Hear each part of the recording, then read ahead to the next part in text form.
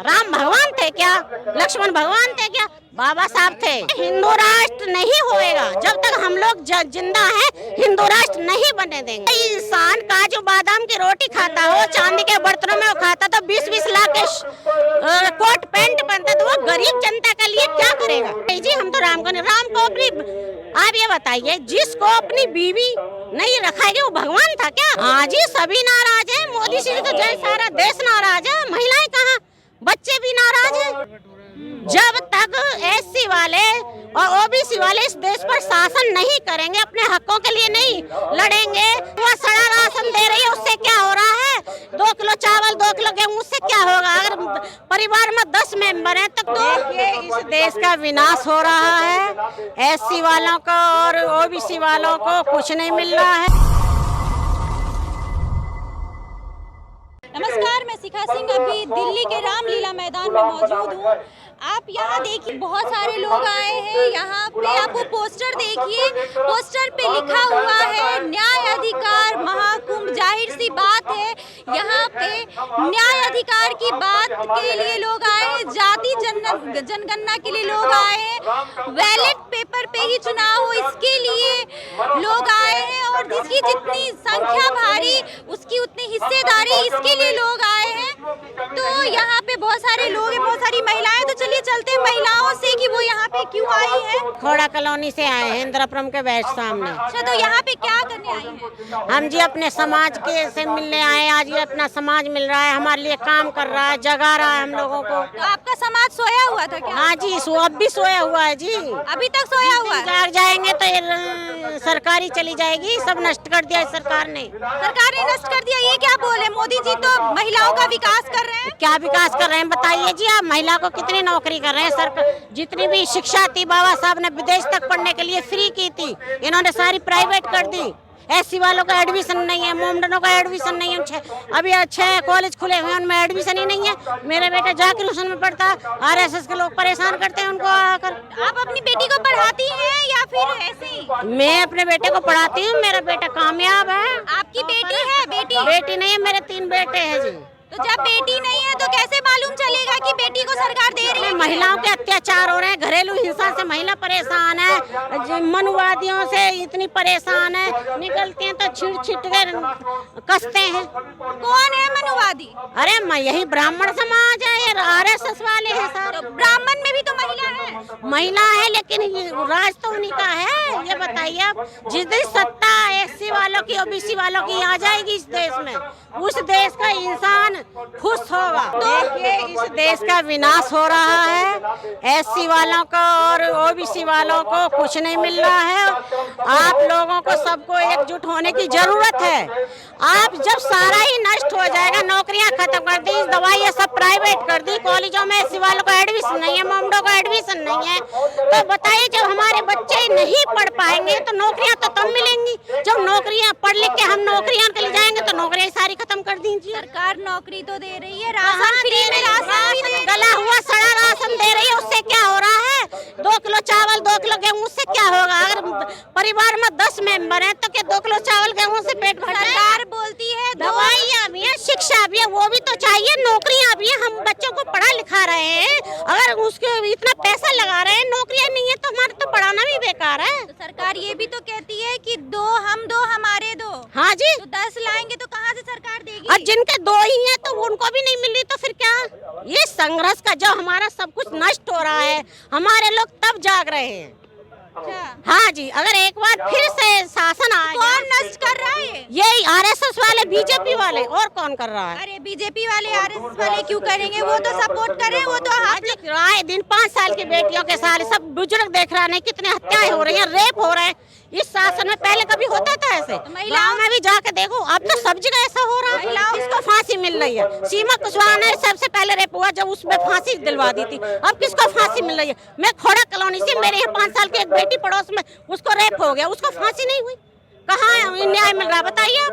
तो मतलब बीजेपी से आप खुश नहीं है जी? खुश जब तक एससी वाले और ओबीसी वाले इस देश पर शासन नहीं करेंगे, अपने हकों के लिए नहीं लड़ेंगे, संसद में नहीं बैठेंगे, तब तक इस देश में। तो महिलाएं मोदी जी से नाराज हैं? हाँ जी, सभी नाराज हैं। मोदी किसी तो जय सारा देश नाराज है, महिलाएं कहाँ, बच्चे भी नाराज हैं, बच्चे भी नाराज हैं। तो अभी आपको कौन सा नहीं? अरे कॉलेजों में देखो ना जाके एससी वालों को कितना टॉर्चर करते हैं, ये आरएसएस वाले, बजरंग दल वाले। मेरा बेटा जाकिर हुसैन में पढ़ता है, वो उसने टॉपर है स्कूल का, अभी आने वाला है, तो आप देखिए उसको भी झेलना पड़ता है। आप इल्जाम लगा रही हैं, मोदी जी खुद ओबीसी समाज के हैं।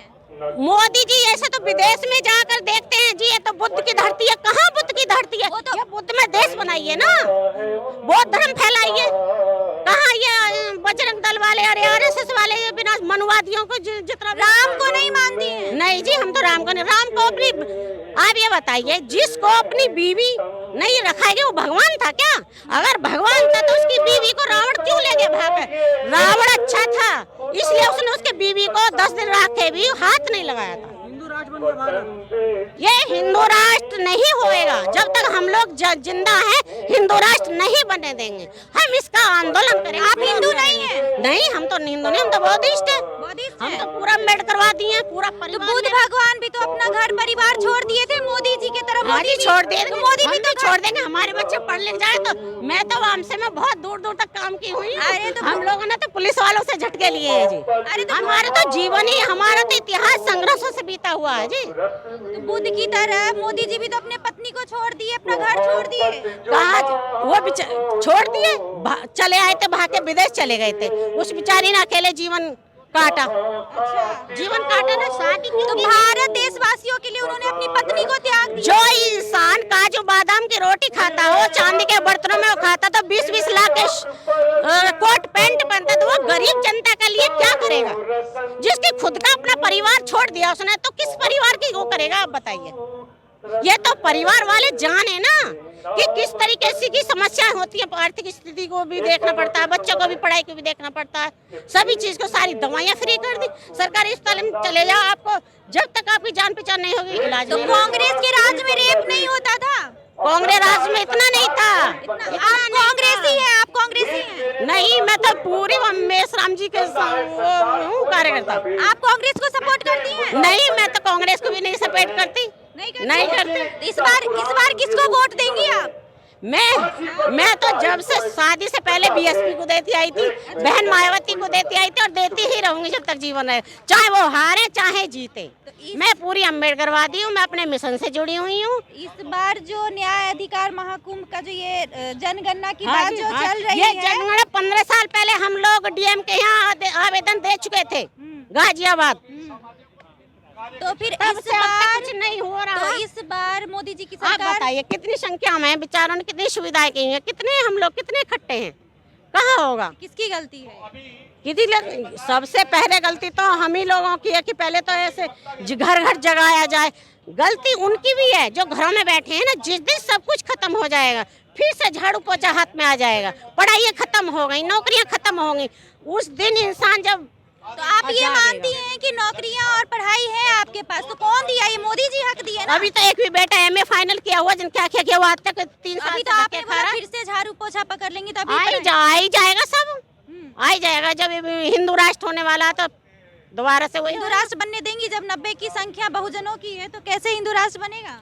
90 में अगर एकजुट, देखिए जी, आप अब एक मैं खड़ी हूँ, आप धक्का मार दीजिए, मैं फौरन गिर जाऊँ। अगर यहाँ से वहाँ तक लाइन लगाइए और आप ही आगे से धक्का मारिए, किसको गिराएंगे आप? किसको गिराएंगे? सबसे पहले तो एकजुटता। जब तक एकजुटता नहीं रहेंगे, सब लोग इकट्ठे नहीं होंगे, तब तक इस देश का और सब विनाश ही होगा। तो ओबीसी में फूट है, अभी ओबीसी समाज वो नहीं समझ पा रहे हैं ना। आरक्षण एक बार मैं नहीं बोलूंगी क्योंकि यहाँ पर अच्छी नहीं है। आरक्षण बराबर का मांगते हैं, आपने की जमीन जायदाद जितनी भी सुविधा हमें दे दीजिए, आरक्षण बराबर ले लीजिए।